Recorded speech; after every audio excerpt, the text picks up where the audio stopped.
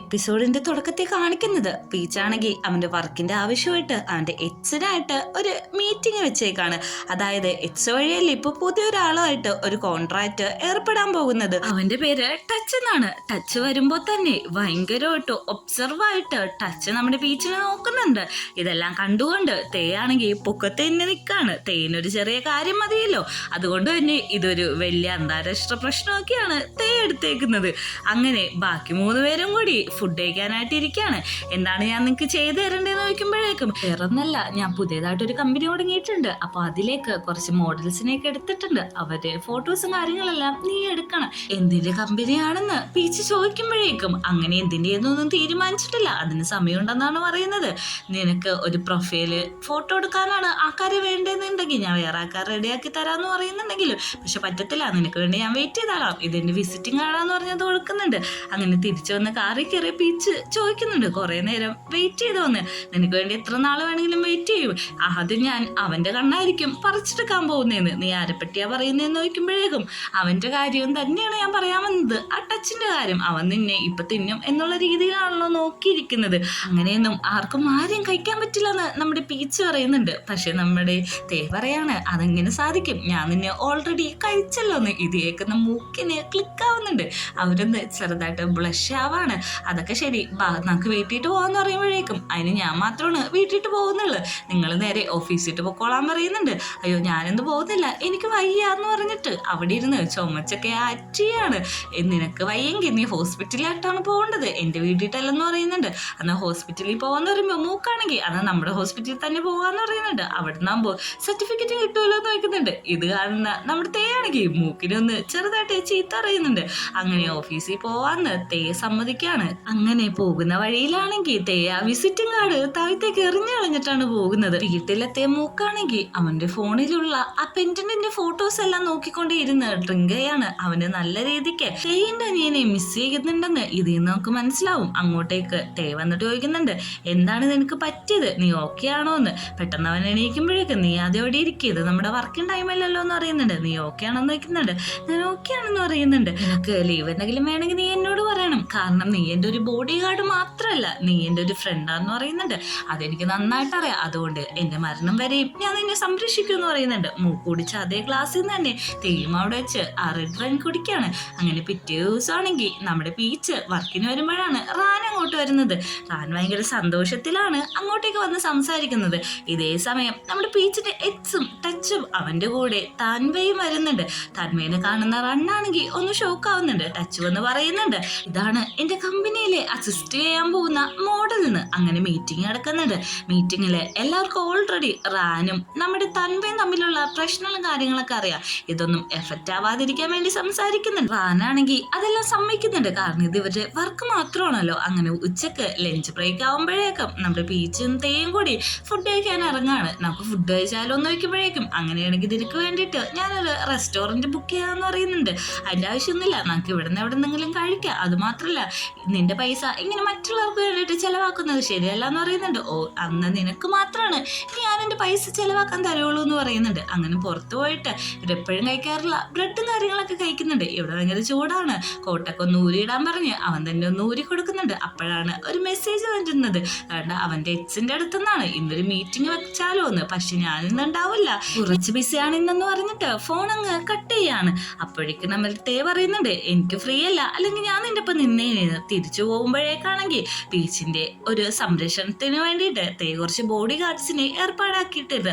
ആ കാര്യം അവനെ പറഞ്ഞ് മനസ്സിലാക്കുന്നുണ്ട്. പീച്ചാണെങ്കിൽ അതിനെ എതിർത്തോ ഒന്നും പറയുന്നില്ല. എന്നിട്ട് നമ്മുടെ തേ പറയുന്നുണ്ട്, ഇവരുടെ ഫാമിലിനെ അധികം വിശ്വസിക്കരുത്, കാരണം ടച്ചും ഞാനൊക്കെ ആയിട്ട് പണ്ട് ഒരുമിച്ച് ബിസിനസ് ചെയ്തിട്ടുള്ളതാ, അതുകൊണ്ട് എനിക്ക് അവരുടെ സ്വഭാവം നന്നായിട്ട് അറിയാം. എന്തൊരു ഇന്റൻഷൻ വെച്ചിട്ടാണ് അവർ നിന്റെ അടുത്തേക്ക് വന്നേക്കുന്നതെന്ന് എനിക്ക് അറിയത്തില്ല, അതുകൊണ്ട് തന്നെ നീ കുറച്ച് കെയർഫുൾ ആയിരിക്കുന്നത് കുറച്ച് അധികം നല്ലതായിരിക്കും എന്ന് അവന് പറഞ്ഞു മനസ്സിലാക്കുന്നുണ്ട്. ഇതേ സമയം ടച്ചും നമ്മുടെ തൻവയാണെങ്കിൽ കള്ളുടിച്ചോണ്ടിരിക്കാണ്. തൻവ അപ്പൊ പറയുന്നുണ്ട്, എന്തൊക്കെ വന്നിട്ടായാലും എനിക്കെന്റെ ബീച്ചിനെ അതേപോലെ തന്നെ തിരിച്ചു വേണമെന്ന്. പക്ഷെ ടച്ച് പറയുന്നത് അവൻ ഈ ബിസിനസ്സും കാര്യങ്ങളെല്ലാം അവന്റെ ഇതിലേക്ക് ആക്കണം. അതിന് വേണ്ടിയിട്ടാണ് അവൻ വന്നേക്കുന്നത് തന്നെ. അങ്ങനെ നമ്മുടെ പീച്ചാണെങ്കിൽ അവന്റെ വർക്കും കാര്യങ്ങൾക്ക് വേണ്ടിയിട്ട് സ്റ്റുഡിയോയുടെ അങ്ങോട്ട് പോകുമ്പോൾ പെട്ടെന്ന് ഒരു കൈ വന്ന് അവനെ അകത്തേക്ക് വലിക്കുന്നുണ്ട്. അവൻ പേടിച്ച് തല്ലാൻ വേണ്ടി നോക്കുമ്പോഴാണ് അത് തേയാണ് കണ്ടപാടെ കുറച്ച് കിസ്സും കാര്യങ്ങളൊക്കെ കൊടുക്കുന്നുണ്ട്. എന്താ പേടിച്ചു പോയോ എന്ന് ചോദിക്കുന്നുണ്ട്. അതെ, ഞാനൊരു കാര്യം പറയാം, ഇങ്ങനെ ഇനി ഒരിക്കലും ചെയ്യരുത്, കാരണം എങ്ങനെയാണ് റിയാക്ഷൻ വരുന്നതെന്ന് പറയാൻ പറ്റില്ല എന്ന് പറയുന്നുണ്ട്. എന്നാൽ ഞാൻ പോവാൻ പോണേന്ന് പറയുമ്പോഴേക്കും ഞാനും വന്നോട്ടെ ലുപ്പിച്ചെന്ന് പറഞ്ഞിട്ട് നമ്മുടെ തേയാണെങ്കിൽ വെറുതെ കിടന്ന് കൊഞ്ചിക്കൊണ്ടിരിക്കുകയാണ്. മുടിയിലൊന്ന് ടാപ്പ് ചെയ്തിട്ടാണ് പീച്ച് അവിടെ നിന്ന് പോകുന്നത്. അതുകൊണ്ട് തന്നെ നമ്മുടെ തേക്ക് ഭയങ്കര സന്തോഷമാണ്. പക്ഷെ ഇവര് പോയി കഴിഞ്ഞിട്ടാണ് നമ്മൾ വേറൊരു കാര്യം കാണുന്നത്. ഇതെല്ലാം കേട്ടോണ്ട് അടുത്ത ബാത്റൂമില് നമ്മുടെ നോട്ട് നിൽക്കുന്നുണ്ടാവും. നോട്ട് ഇതെല്ലാം കേട്ടിട്ടാണെങ്കിൽ ഭയങ്കരമായിട്ട് ഷോക്ക് ആവുന്നുണ്ട്. അവന് തന്നെ അവിടുന്ന് നടന്നു പോവാൻ പോലും പറ്റുന്നില്ല. അങ്ങനെ അടുത്ത സീനിൽ നമ്മളെ കാണിക്കുന്നത് റാനാണെങ്കിൽ അവന്റെ കണ്ണിലൊഴിക്കാനുള്ള ഡ്രോപ്സും കാര്യങ്ങളെല്ലാം ഒറ്റയ്ക്ക് ചെയ്തുകൊണ്ടിരിക്കുമ്പോൾ അങ്ങോട്ടേക്ക് തൻവ വന്ന് ഹെൽപ്പ് ചെയ്യുന്നുണ്ട്. ഞാൻ ഹെൽപ്പ് ചെയ്ത് തരാം, ഇതൊന്നും വലിയ മാറ്റർ അല്ലല്ലോ എന്ന് ചോദിക്കുന്നുണ്ട്. തൻവയാണെങ്കിൽ പറയുന്നുണ്ട്, ഞാൻ എത്ര പ്രാവശ്യം നിന്നെ വിളിച്ചത്, മെസ്സേജ് അയച്ചത്, നീ എന്താ കോൾ എടുക്കാത്തേന്ന് ചോദിക്കുമ്പോഴേക്കും ഞാൻ കോൾ എടുത്തില്ലെങ്കിൽ നിനക്ക് മനസ്സിലാക്കാൻ പാടില്ലേ, എനിക്ക് നിന്നോട് യാതൊരു താല്പര്യമോ ഫീലിങ്സോ ഒന്നുമില്ലെന്ന്. പെട്ടെന്ന് തന്നെ നമ്മുടെ റാനാണെങ്കിൽ അവിടുന്ന് എണീറ്റ് പോവുകയാണ്. ഇതേ സമയം നമ്മുടെ ട്രെൻഡ് ആണെങ്കിൽ താഴത്തെ ക്യാമറയും കാര്യങ്ങളെല്ലാം സെറ്റ് ചെയ്തുകൊണ്ടിരിക്കുകയാണ്.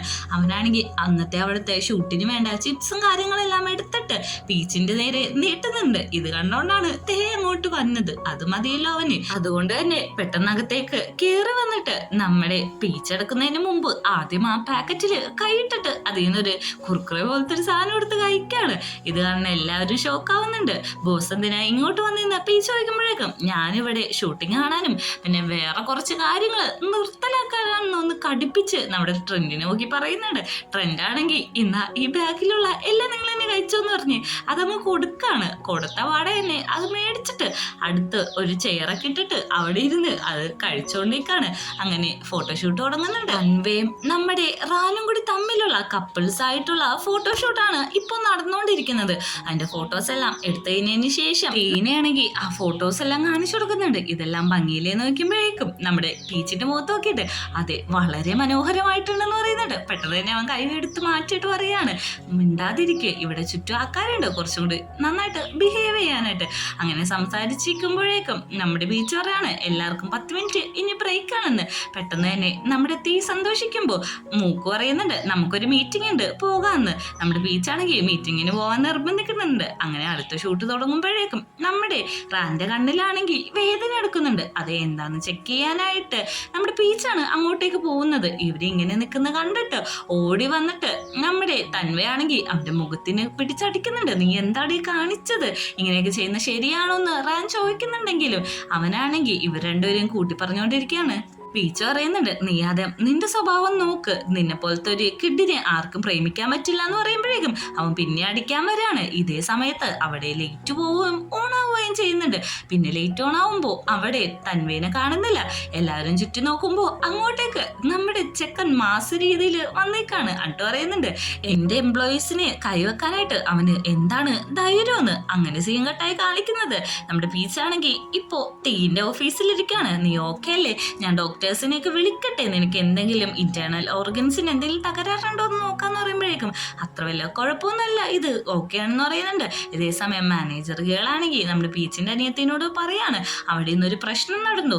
എന്നിട്ട് നമ്മുടെ പീച്ചിന് ആ തൻവയുടെ അടുത്തുനിന്ന് നല്ല രീതിക്ക് അടികിട്ടി. അവൻ എവിടെയായിപ്പോന്ന് ചോദിക്കുമ്പോഴേക്കും ഇപ്പോ നമ്മുടെ ബോസിന്റെ റൂമിലാന്ന് പറയാണ്. ഇത് കേൾക്കുന്ന നോട്ട് എണീറ്റ് നിന്നിട്ട് പറയാണ് ഇപ്പൊ കൺഫേം ആയി. എന്താണെന്ന് എല്ലാരും ചോദിക്കുമ്പോഴേക്കും അവർ രണ്ടുപേരും കൂടി ഡേറ്റ് ചെയ്യാന്ന് നോട്ട് പറയുന്നുണ്ട്. ഇതേ സമയം പീച്ചിനെ ഫസ്റ്റ് എയ്ഡ് ചെയ്യാൻ വേണ്ടിയിട്ട് തേയിരിക്കാണ്. പക്ഷെ അവൻ ഇതുവരെ അങ്ങനെയൊന്നും ചെയ്യാത്തതുകൊണ്ട് തന്നെ അവന് പേടിയാണ്. അവൻ ചോദിക്കുന്നുണ്ട് ഞാൻ ഡോക്ടേഴ്സിനെ ആരെങ്കിലും വിളിക്കട്ടെ എന്ന്. ഇതൊന്നും വലിയ കാര്യമല്ല, ഓൾമെന്റ് വരട്ടിയാൽ മതി എന്ന് പറയുന്നുണ്ട്.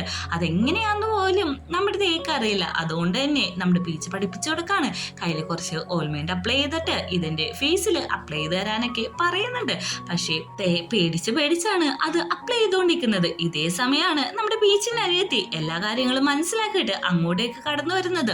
മോക്കാണെങ്കിൽ നീ എന്താ ഇവിടെ നിങ്ങൾക്കൊന്നും ഇങ്ങോട്ട് കയറാൻ പറ്റത്തില്ല, പൊക്കോളാൻ പറയുമ്പോഴേക്കും ഞാൻ എന്നാ ഈ ജോലി രാജിവെക്കാന്ന് പറഞ്ഞിട്ടാണ് അകത്തേക്ക് കയറുന്നത്. മൂക്കിന് മനസ്സിലാവുന്നുണ്ട് അവൾക്കെല്ലാം മനസ്സിലായെന്ന്. അകത്തേറിയ അവള് ഒന്ന് നോക്കി പേടിപ്പിച്ചേക്കാണ്. അവിടുന്ന് സീൻ കട്ടായിട്ട് റാനിനെയാണ് കാണിക്കുന്നത്. റാനാണെങ്കിൽ തൻവേനെ കുറെ പ്രാവശ്യം ഫോൺ വിളിക്കുന്നുണ്ട്, സ്വിച്ച് ഓഫ് ആണ്. പക്ഷെ അകത്തേക്ക് വരുമ്പോ ഒരു സമാധാനമാവുന്നുണ്ടെങ്കിലും അവന്റെ മനസ്സിലെ ദേഷ്യം പിന്നെ അരച്ചവരാണ്. നീ എന്താണ് ഇങ്ങനെയൊക്കെ ചെയ്യുന്നതെന്ന് നമ്മുടെ തന്മ വയ്ക്കുമ്പോഴേക്കും നിന്നെ കൊണ്ട് ഞാൻ മടുത്തു എന്ന് പറയുമ്പോഴേക്കും നിനക്ക് ശരിക്കും അവനെയാണ് ഇഷ്ടം, നീ അവനായിട്ട് അടുത്തിഴപഴകുന്നത് ഞാൻ ഇന്ന് കണ്ടതാണ്, അവന്റെ ലിപ്പ് നീ സക്കിയെന്ന് കണ്ടാന്ന് പറയുമ്പോഴേക്കും താനാണെങ്കിൽ തന്മേനെ തള്ളിയിട്ട് പറയാണ്, ഇത്ര നാളും എന്റെ മനസ്സിൽ ഒരിഷ്ടം ഉണ്ടായിരുന്നു, ഇപ്പോ അതെല്ലാം അവസാനിച്ചു, ഇനി ഞാനിത് നിർത്താൻ പോവാന്ന് പറഞ്ഞിട്ട് അവിടുന്ന് പോകാണ്. നേരെ മറിച്ച് നമ്മുടെ പീച്ചിന്റെ അനിയത്തിയാണെങ്കിൽ രണ്ടുപേരെയും കൂടി ഇരുത്തിയിട്ട് സംസാരിച്ചുകൊണ്ടിരിക്കാണ്. അവർ രണ്ടുപേരും ഡേറ്റിങ്ങിലാന്ന് സമ്മതിക്കുന്നുണ്ട്. അങ്ങനെ തേനെ മാറ്റി നിർത്തിയിട്ട് പറയുന്നുണ്ട്, എനിക്ക് ഒരേ ഒരു ചേട്ടനേ ഉള്ളൂ, അതായത് ഞാനാണ് ഏറ്റവും കൂടുതൽ സ്നേഹിക്കുന്നത്, നിങ്ങളെപ്പോലുള്ള ഒരു മാഫിയ ബോസിന്റെ ഒപ്പം ഇങ്ങനെ ഒരു റിലേഷൻഷിപ്പ് ആയ എന്റെ ചേട്ടൻ എന്തെങ്കിലും പറ്റുമെന്ന് എനിക്ക് പേടിയാന്ന് പറഞ്ഞിട്ട് അവള് കരയാണ്. അട്ടു പറയുന്നുണ്ട്, നിന്നെക്കാട്ടും കൂടുതൽ ഞാൻ തന്നെയാണ് എന്റെ ചേട്ടനെ സ്നേഹിക്കുന്നതെന്ന് പറഞ്ഞിട്ട് രണ്ടുപേരും ഒരു ടീമാവാണ്.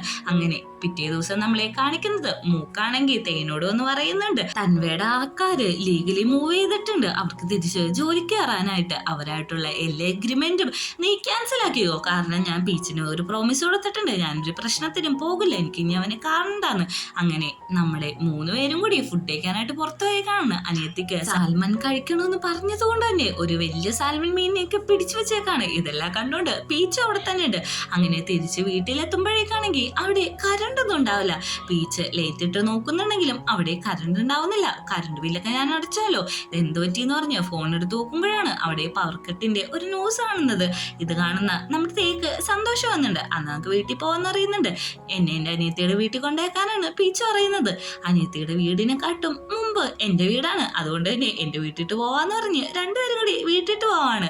വീട്ടിൽ ചെല്ലുമ്പോഴേക്കും സെക്യൂരിറ്റി ഗാർഡ്സ് അവന്റെ പെട്ടി എടുക്കാൻ നോക്കുമ്പോഴേക്കും അതിന്റെ ആവശ്യമൊന്നുമില്ല, ഇതൊക്കെ ഞാൻ തന്നെ എടുത്തോളാന്ന് പറയുന്നുണ്ട്. അങ്ങനെ അകത്ത് കയറുമ്പോഴാണ് പീച്ചിന് മനസ്സിലാവുന്നത്, ഇത്രോ നാള് നമ്മുടെ തേ കണ്ടോണ്ടിരുന്ന ആ സീരിയലിലെ നടി തന്നെയാണ് തേയിന്റെ അമ്മന്ന്.